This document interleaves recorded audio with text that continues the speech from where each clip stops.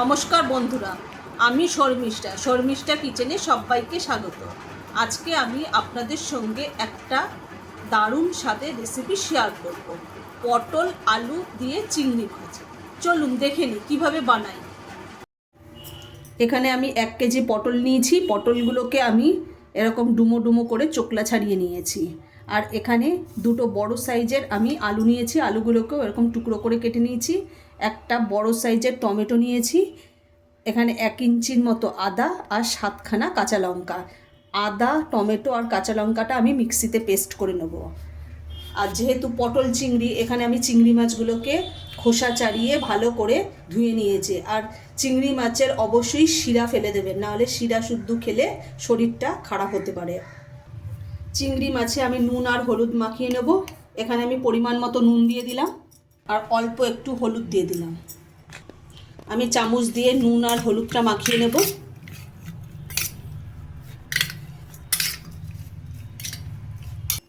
আমি গ্যাসটা ধরিয়ে দিলাম, কড়াইটা আমি বসিয়ে দিচ্ছি। কড়াইয়ের মধ্যে আমি সাদা তেল দিয়ে দেবো। আমি কড়াইয়ের মধ্যে সাদা তেল দিয়ে দেবো। আপনারা চাইলে সর্ষের তেল দিয়েও পুরো রান্নাটা করতে পারেন। আমি এখানে সাদা তেল দিয়ে করব, রিফাইন অয়েল।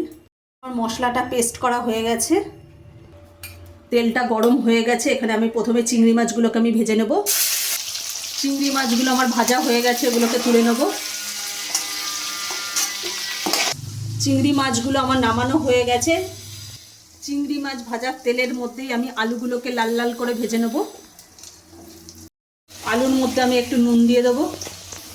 আলুটা ভাজা হয়ে গেছে, আলুগুলোকে আমি তুলে নেব। আমি এবার পটলগুলোকে ভেজে নেব।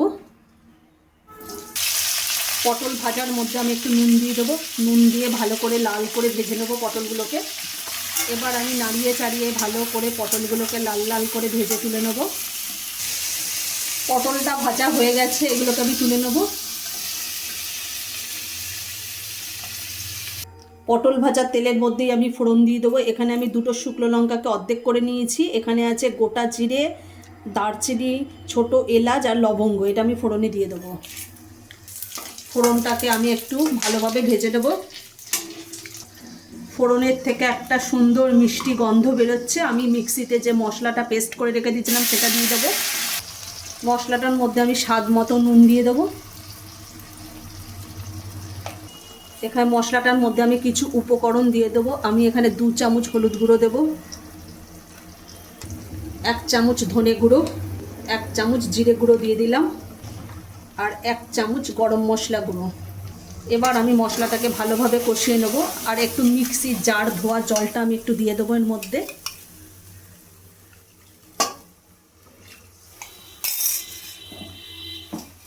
এবার আমি মশলাটাকে ভালোভাবে কষিয়ে নেব।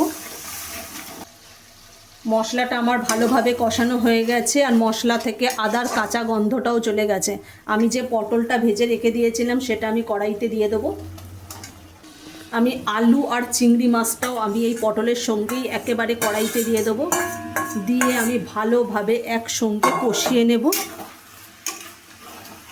চিংড়ি মাছ যদি এরকম পটল আলু দিয়ে যখন করবেন তখন একসঙ্গেই চিংড়ি মাছ দিয়েও ভালো করে যদি কষিয়ে নেন, তাহলে একটা চিংড়ি মাছ থেকে একটা দারুণ একটা সুন্দর গন্ধ বেরোবে আর খেতেও খুব টেস্ট হবে এইভাবে।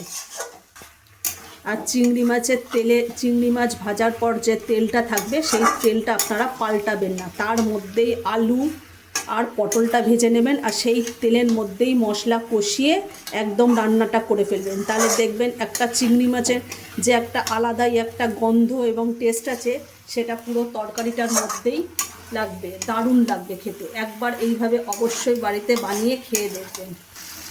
আলু, পটল আর চিংড়ি মাছ মশলার সঙ্গে ভালোভাবে কষানো হয়ে গেছে, দেখুন কত সুন্দর।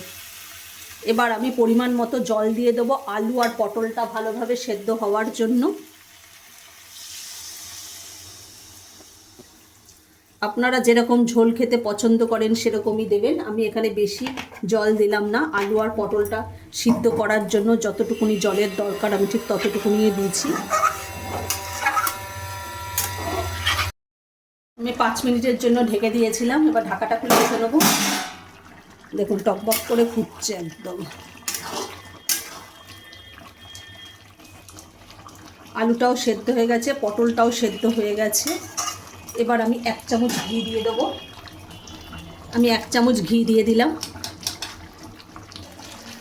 আমি এখানে কোনো চিনি ব্যবহার করিনি, আপনারা চাইলে এখানে চিনি দিতে পারেন। আমার পটল আলু দিয়ে চিংড়ি মাছ একেবারে রেডি। এবার আমি নামিয়ে নেব। পটল আলু দিয়ে চিংড়ি মাছ একেবারে রেডি। আচ্ছা, যদি আমাদের পটল আলু দিয়ে চিংড়ি মাছের রেসিপিটা যদি ভালো লেগে থাকে তাহলে লাইক, কমেন্ট, শেয়ার এবং সাবস্ক্রাইব করতে ভুলবেন না। আর অবশ্যই বাড়িতে বানিয়ে খেয়ে দেখবেন।